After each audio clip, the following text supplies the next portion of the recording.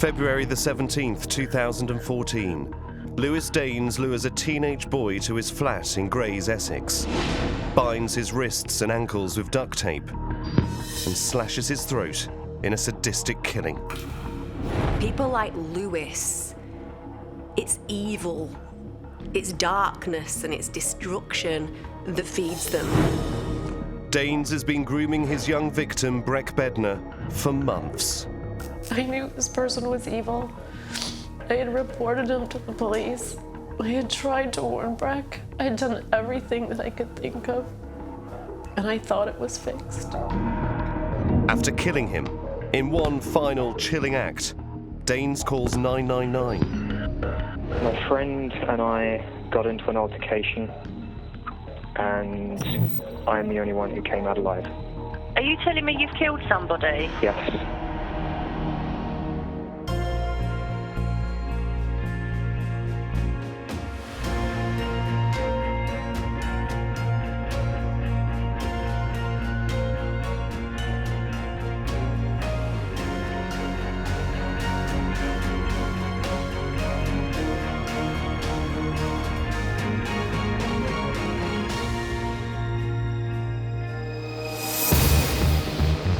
Britain's Darkest Taboos reveals the shocking true stories behind the most horrific acts of familial crime, including torture. I was torturing my sister.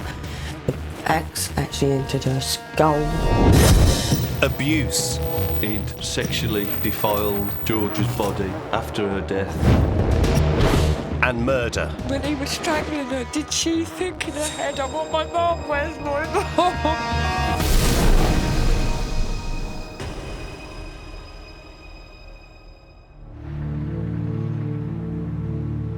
London, March the 17th, 1999.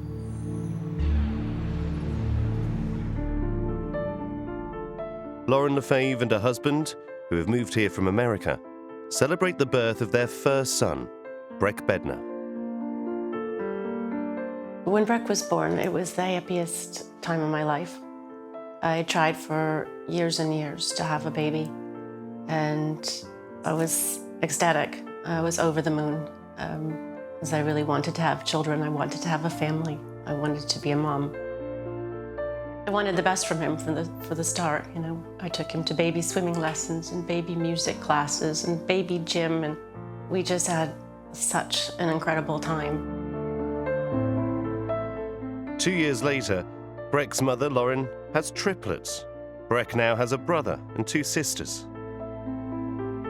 When we had the triplets, he was such a helper. You know, I'd give him he was only 2.5 when they were born, and I would give him little jobs. He was always my kind of big boy, my right-hand man, I called him. And he was such a big brother to the triplets. They looked up to him, they absolutely adored him. Breck was actually a really easy boy to parent because he was just innately a good person. He knew what he wanted.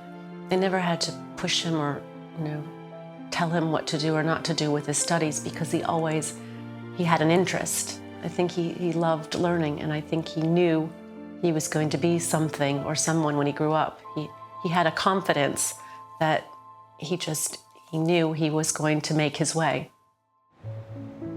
But Breck's parents separate. And in May 2007, Lauren and the 4 children move out of London and into a new home in Caterham, Surrey. Breck enjoys a healthy outdoor life, but his greatest love is computers. He did have a lot of different interests, but it always came back to computing was his passion. And he was always saving his money, his birthday money, his Christmas money. He would save it up for different computer elements, whether to upgrade or make it faster and more efficient. Breck starts playing online video games, in which he can compete against other players and talk to them over the internet. His bedroom door was always open. He wasn't worried about what I heard, or, you know, he wasn't hiding away in the dark. You know, he would just be in his room, just like if you were sitting there with your friend. And he was noisy then, and I had to times say, "Breck, you're too loud." And so he would just be laughing with his deep voice that was kind of crackly because it didn't know where it was going to sit. It was just one of my favorite things to see him enjoying, spending time with friends, even though I wanted it to be more face-to-face. Lauren keeps a close watch on Breck's online activity. At first, she can't see any harm in it. He had 3 screens. I could see who was online with him and recognize the names. On this screen had the players, kind of, and the people that he was socializing with and communicating with. His main screen was sort of his gaming screen. And then I think the one on the right was possible things that they would write to each other and images that they would send to each other. So when he would be socializing in there, if I would walk in the room, Breck would say, "My mom's here," and they'd say, "Hi, Mom," or some wouldn't say anything. Sometimes something would pop up on the screen, like a picture of a mom, or if I said I had been, dancing, a picture of a dancing lady would pop up, and it was just very interactive, and there was a lot going on. In 2012, Breck becomes a teenager. The games he's playing are more violent. His mother is starting to worry about the amount of time he's spending online. I didn't like how much time Breck wanted to spend on the computer. It was difficult because, you tried to give your teenager some space, and it's a teenager who you trust and who's been, a good boy. And I would monitor what he was doing, but it's hard to tell because it was always chopping and changing. For a while he would do a bit of homework, and then he would do a bit of socializing, and then he'd do a bit of gaming. And it's really difficult to sort of monitor the exact amount of time that's the fun bit versus the learning bit.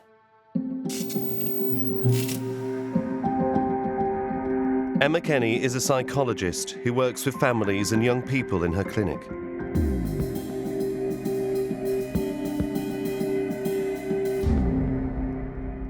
Breck's mum was somebody who was really savvy. She was somebody who understood that this was part of Breck's experience socially. He was going to be on his game. But she was also very aware that fundamentally, as a parent, she had to make sure, firstly, he wasn't spending too much time engaged in that activity. Secondly, that his door was open. She wanted to make sure that he always felt like their connection and communication was open. But also, she didn't want it to become a secretive experience. She wanted to be involved and to know he was safe. Lauren continues to be vigilant, listening out, and checking who Breck's talking to online. I recognized some of the voices, and there was one that stuck out that sounded more mature to me. And I could hear, this person seemed to be in charge and seemed to be sort of running the show. I asked Breck, "Oh, who's that?" And he said, "Oh, that's Lewis." Lewis Daines is 4 years older than Breck and the other boys, and claims to run a multi-million-pound software company. From the outset, Breck's mother is suspicious of him. When I would go into the room and Breck would say, "My mom's here," Daines was the one who would speak, whereas the other boys would maybe just shy away behind their screen.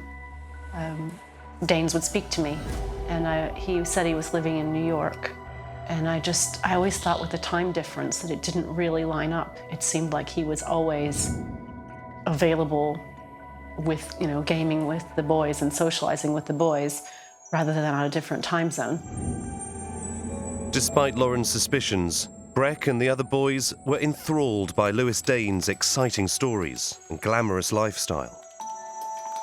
Breck would often talk about the stories that Daines talked about. I think Breck was impressed. I think all the boys were impressed with the tales that Daines told. And I think they all liked thinking that they were involved with someone who had flown in an airplane with, guarding, military computers. And they enjoyed being friends with somebody who lived in New York and worked for the FBI. And they enjoyed someone who was, so high up, in his career path. And yet he was playing games and giving attention to these boys.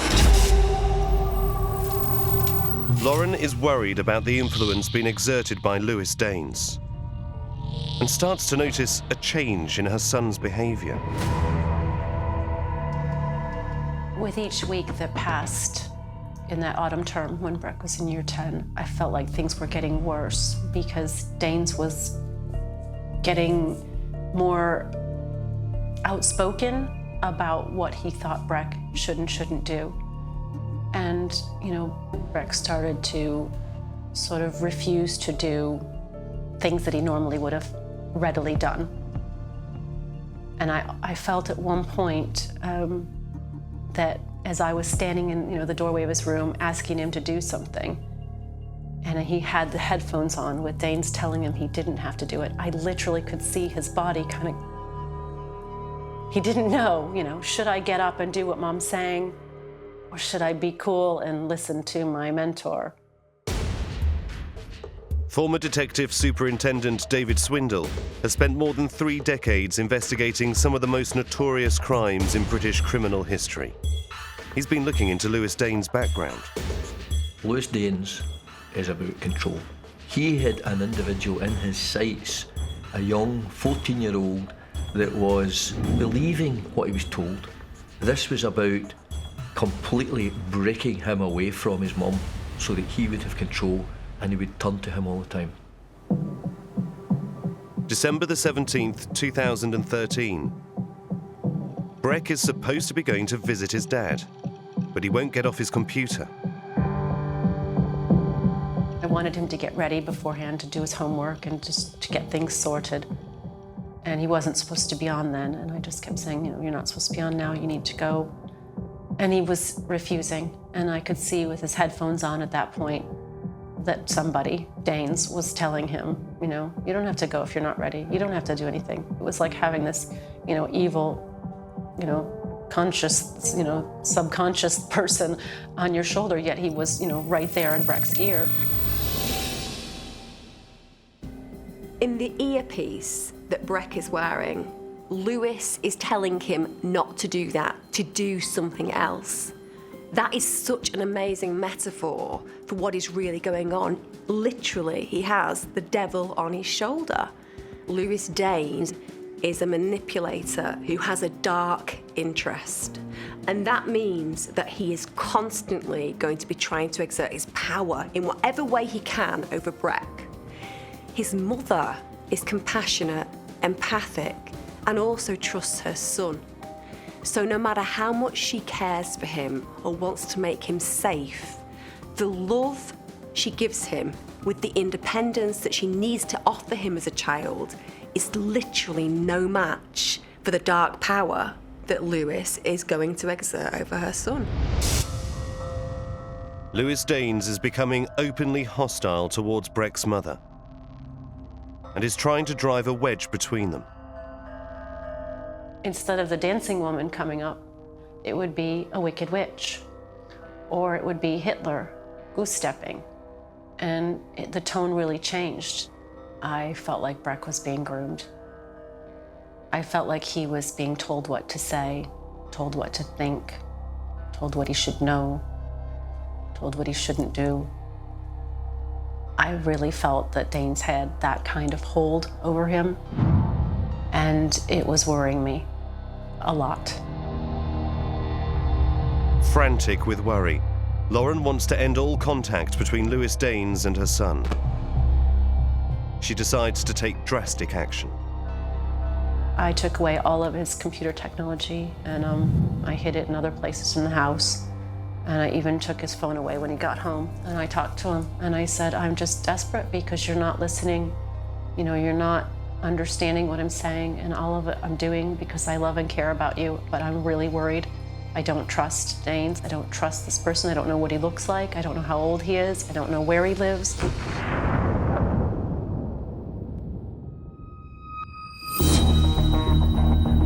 Breck's mother is doing everything she can to sever communications between her son and Lewis Danes.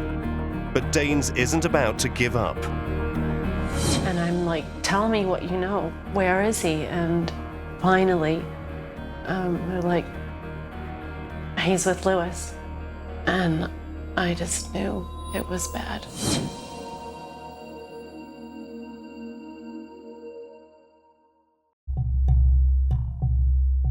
"14-year-old Breck Bednar loves playing online computer games. But his mother is worried about one of his new online friends, Lewis Danes. I felt like Breck was being groomed. I felt like he was being told what to say, told what to think. I really felt that Danes had that kind of hold over him, and it was worrying me. December the 17th, 2013. Lauren confiscates her son's computer equipment.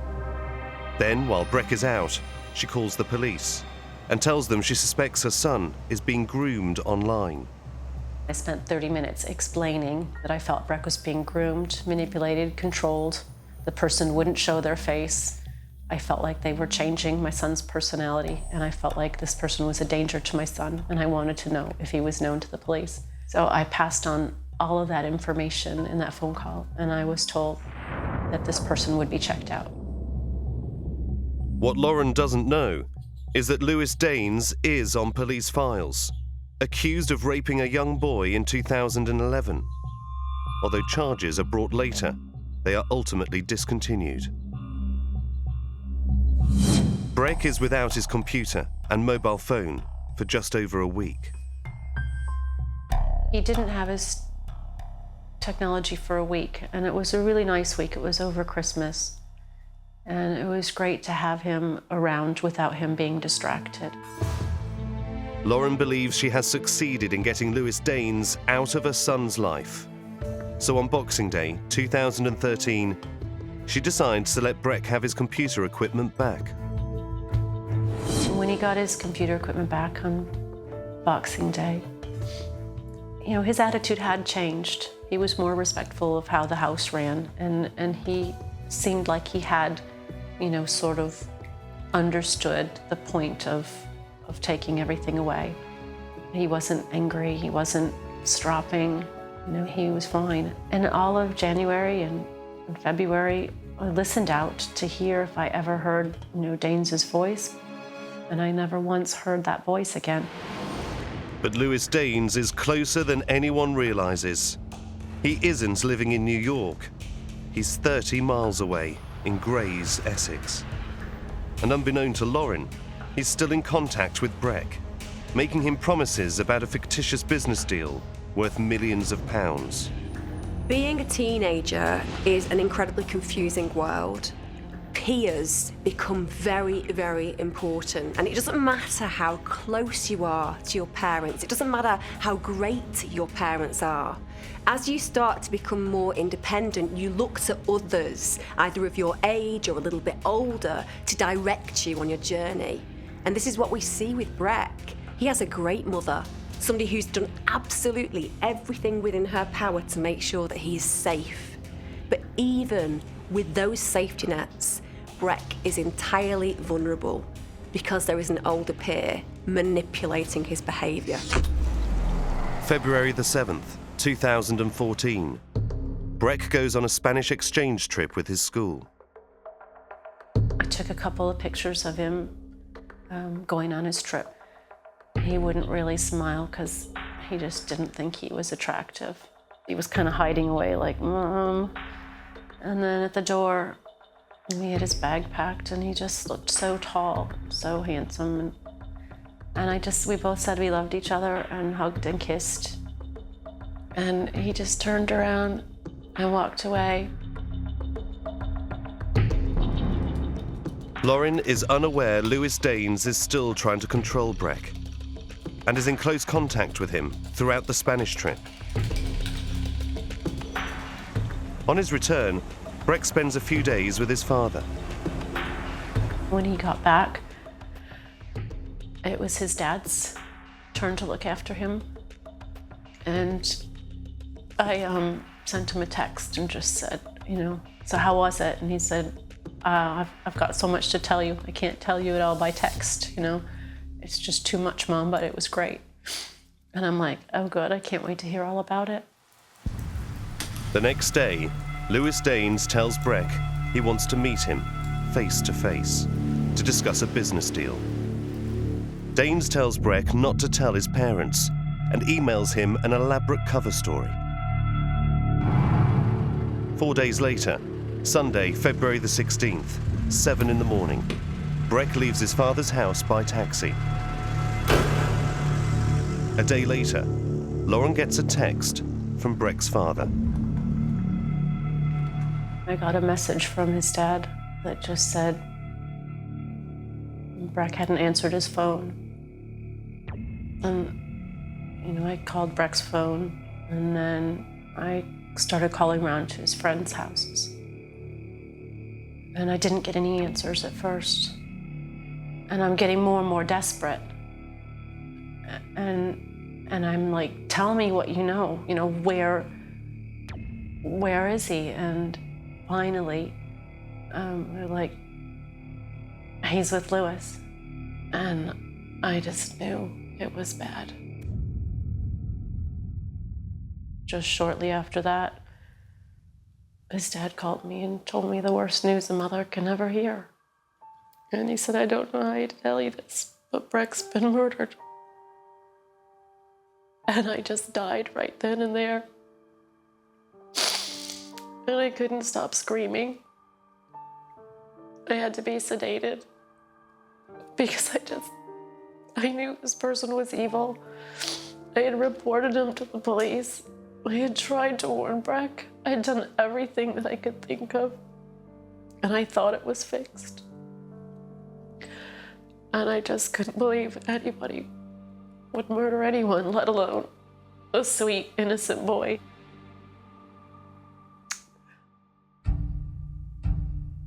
Breck's body has been found at Lewis Danes' flat. He has been beaten, abused, and stabbed to death.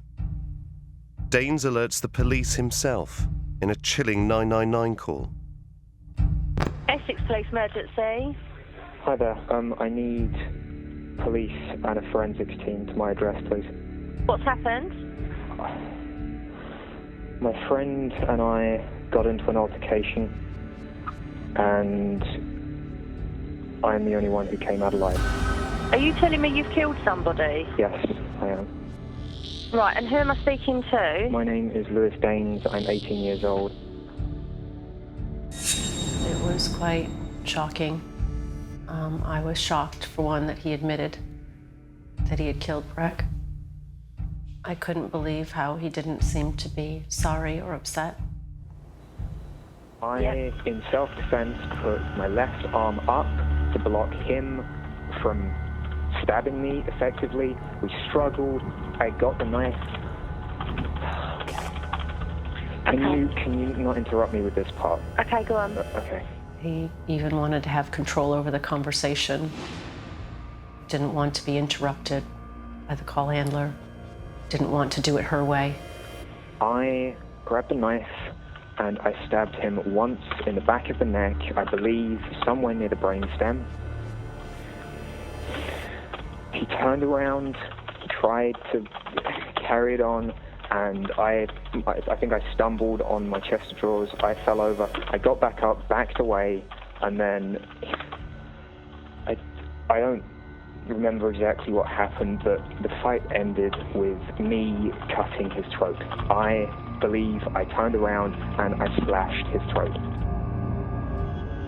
He wanted to send out his message in the way that he wanted. And it does show his personality. This is how it is. I'm delivering this message this way, not your way.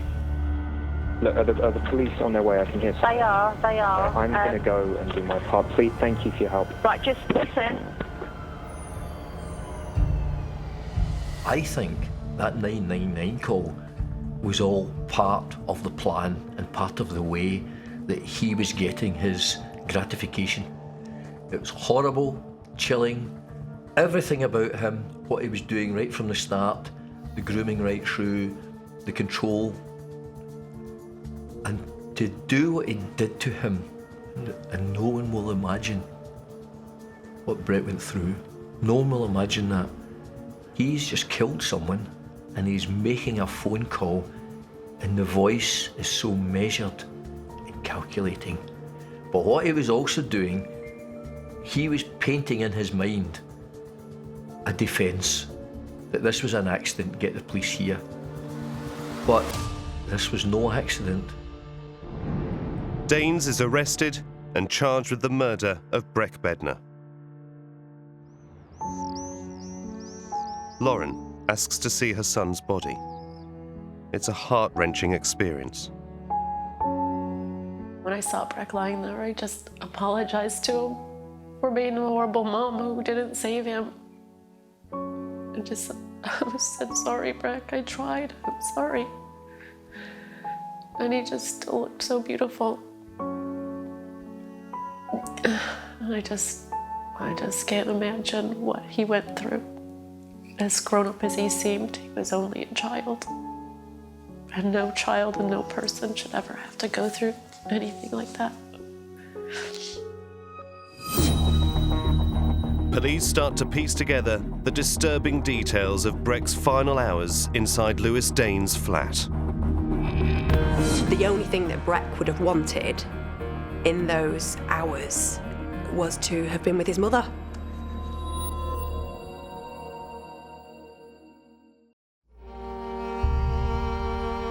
February 2014. Schoolboy Breck Bednar has been brutally murdered by Lewis Daines, a friend he met online. His dad called me and told me the worst news a mother can ever hear. And he said, I don't know how to tell you this, but Breck's been murdered. And I just died right then and there. Now police are sifting through the evidence to find out how Daines managed to lure Breck to his flat and piece together his final hours. After you hear horrible news like that, you just can't function. I couldn't focus on anything, and it was just meeting after a horrible meeting, and with police, and it's a horrible process, and it doesn't end. And there's nothing worse than losing your child. Nothing. I mean, it's just the wrong. It's just wrong. Police recover information from Lewis Daines' hard drive and discover the extent to which Breck had been controlled and groomed.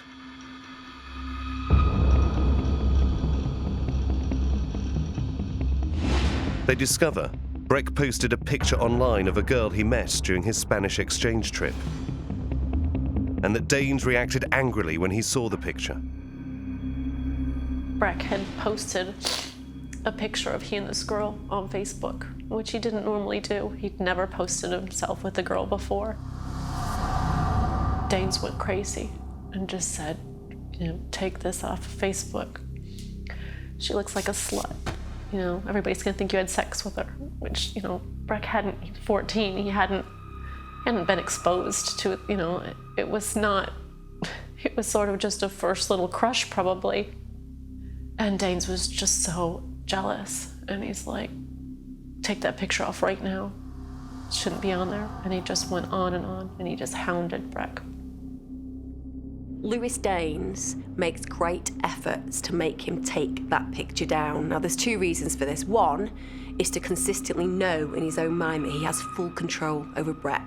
That means it's my choice to get you to take that picture down because I am in control of you. But secondly, it shows a level of jealousy and envy on Lewis's part, that Breck is starting to have relationships elsewhere, and if Breck starts to have relationships elsewhere, it can erode the work that Lewis is carrying out on having full control over him. Then Lewis Daines sends Breck a series of emails, telling Breck he's dying and that he wants Breck to take over a lucrative contract. He tells him he'll make millions from the deal and that it's time for him to step up and take this opportunity. Daines then arranges to meet him face to face when Breck gets back from Spain. Daines was constantly trying to take him away from, spending time with the friends on the trip and the new friends that he met in Spain. And Danes was sending him messages about how he was going to die and he needed Breck to take over the company. And Breck was the only one he trusted. And that this was, you know, a multi-million-pound company. And poor Breck was just being badgered. And, you know, I wish he had realized, you know, that that's not normal behavior. But he was, you know, he would have felt like he was the chosen one.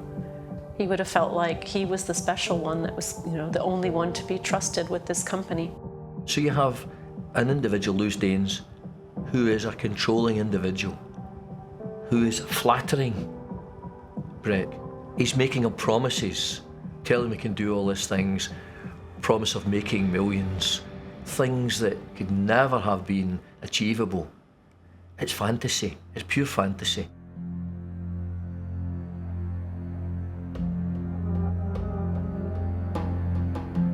Lewis Danes has now been charged with Breck's murder, but he's refusing to tell the police exactly what happened once Breck arrived at his flat on February the 16th.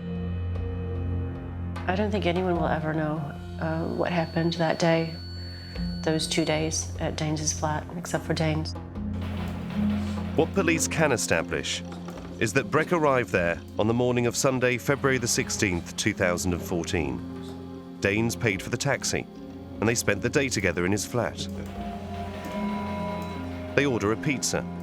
Then at 6:40 p.m, Breck sends a text to his father. Breck sent his dad a text saying, "You'll be so proud of me, I'm upgrading my operating system."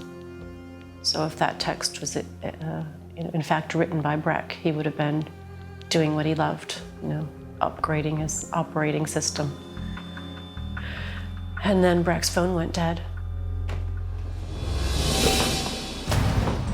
The police pieced together the disturbing details of what happened next from evidence scattered around the flat.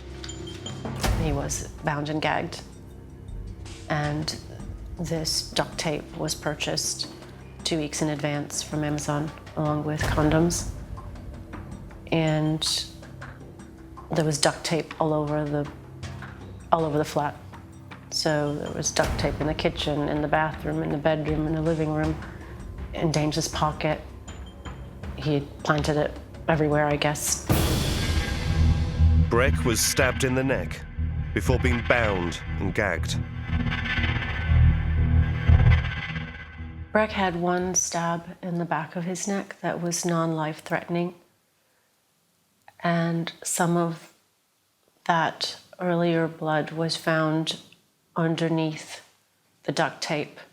So he had the initial, probably shocker stab, and then he was tied up. And I don't know how long before then, you know, he was bound as well, bound and gagged. I don't know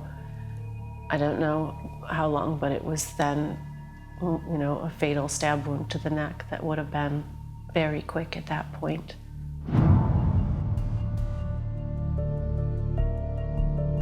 Danes cut Breck's clothes off. They were in pieces in a bag. He cut off the duct tape, and I don't know. He immersed all of the technology in water to try to ruin any evidence, and he scraped the technology as well with a screwdriver or something to try to damage them, and even put his own phone in the water. You can't imagine the horror when a naive child, who's still a child, realizes that firstly he's in grave danger, and secondly he's not getting out of this. Being bound and gagged and stabbed and murdered by an individual that you have built a relationship with, that you think is going to help you make millions, is going to be a partner. It's almost impossible to gauge the horror, the fear. The only thing that Breck would have wanted in those hours was to have been with his mother. My heart breaks over and over, wondering how long Breck was scared and pain. Because I can't imagine anything scarier than someone acting crazy and turning on you when you're trapped in that, yucky flat. I can't imagine. I wish he had been able to escape. Of course, I wish he had never gone there in the first place. A month after Breck is murdered, on what would have been his 15th birthday, his body is released for burial. His family finally have a chance to say goodbye. That month we had to wait. It was too long to wait. But because of investigations, we had to wait. And on Breck's birthday, we had the most amazing funeral you could ever have. Almost everything was perfect. Lewis Danes has murdered 14-year-old Breck Bednar. Now, he's about to face justice. People like Lewis, it's evil, it's darkness and it's destruction that feeds them. They're, in my opinion, completely beyond help and best locked away for a very, very long time.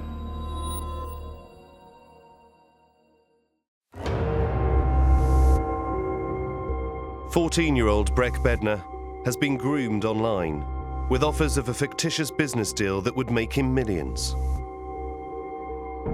He's making him promises, things that could never have been achievable. It's fantasy, it's pure fantasy. He's lured to Lewis Danes' flat, where he is bound, gagged, and stabbed to death. My heart breaks over and over, wondering how long Breck was scared and pain. September the 12th, 2014, the Old Bailey. Lewis Danes pleads not guilty to murdering Breck Bednar. The first time I saw Danes live was actually via video.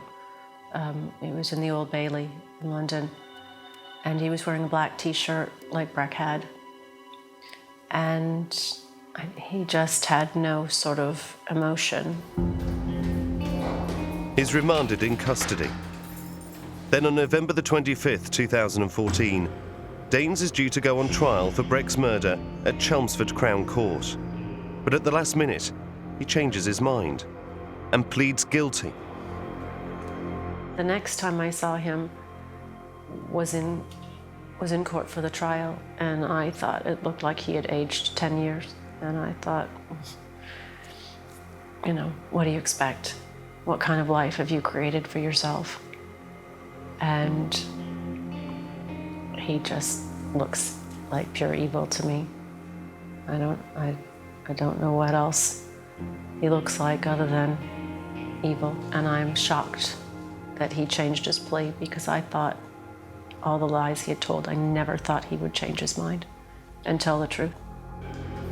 In January 2015, Danes is sentenced to life and is told he will serve a minimum of 25 years in jail. I think 25 years sounds like a long time. Sounds like a long time for me.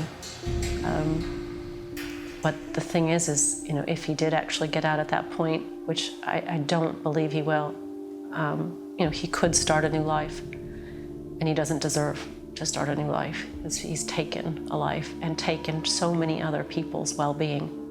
But I really don't think he'd ever get out.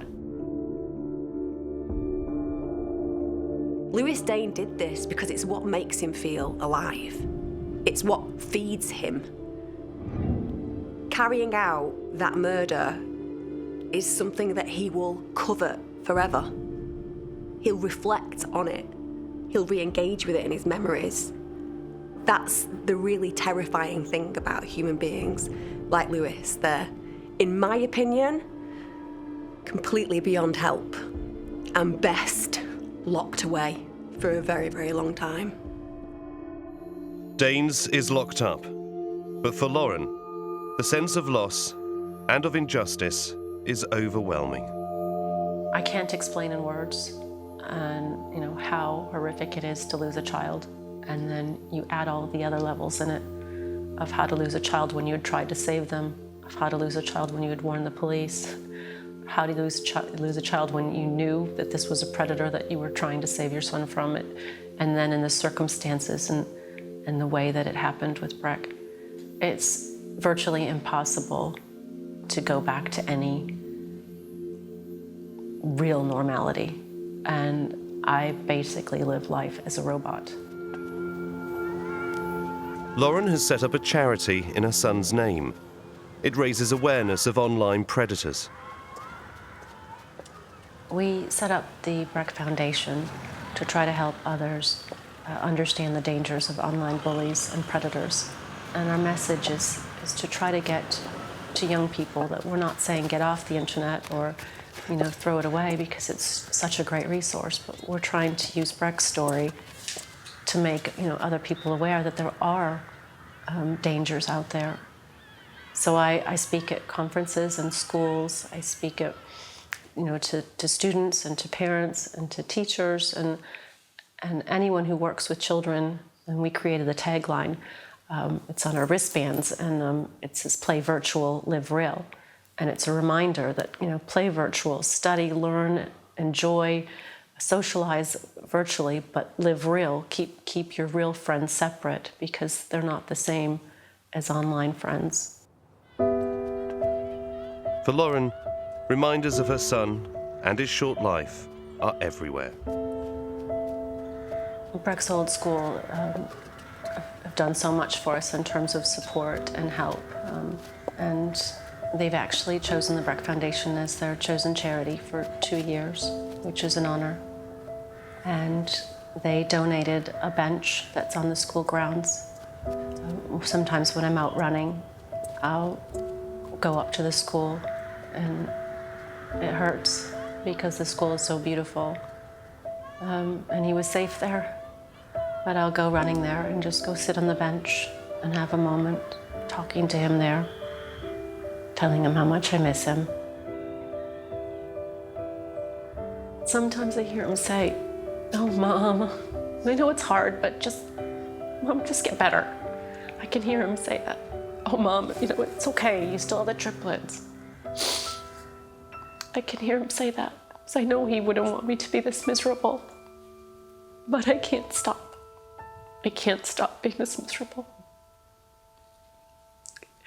You can't stop what you feel in your heart.